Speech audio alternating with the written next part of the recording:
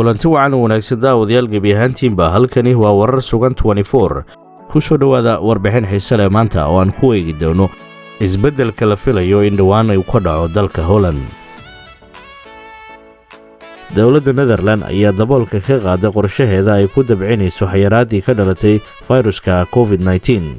Ra'iisul wasaaraha dalka Mark Rutte ayaa u sheegay sharciyada qaar in la fududeyn doono maadaama buu yiri isbitaalada aysan hadda buuxin isla markaana daryeel wanaagsan la siiyo dadka da'da iyo kuwa caafimaadkooda liito.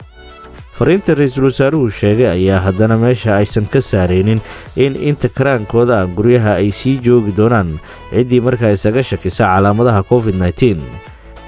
waxaa sidiisii ahaan doona sharcigii ahaa kala fogaanshaha dadka inay isku jirsadaan 1 mitir iyo bar, waxaana dadka lagu boorinayaa in ay aqaladoodu ku shaqeeyaan oo ay ka fogaadaan meelaha dadka ay ku badan yihiin.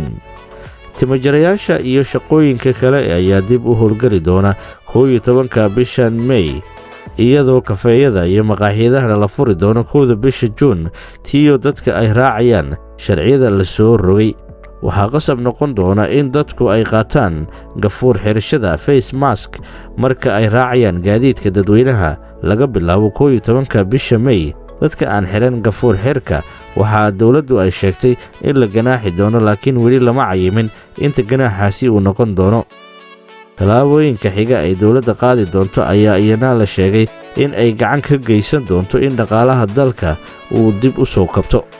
inta ayaan ku soo koobayaa warbixintii ku saabsanayd isbeddelka COVID-19 uu ka dhaliyay dalka Holland iyo sidoo kale dawladda waxyaabaha ay damacsan tahay in ay dib u bilowday shaqooyinka qaar oo dib loo bilaabi doono.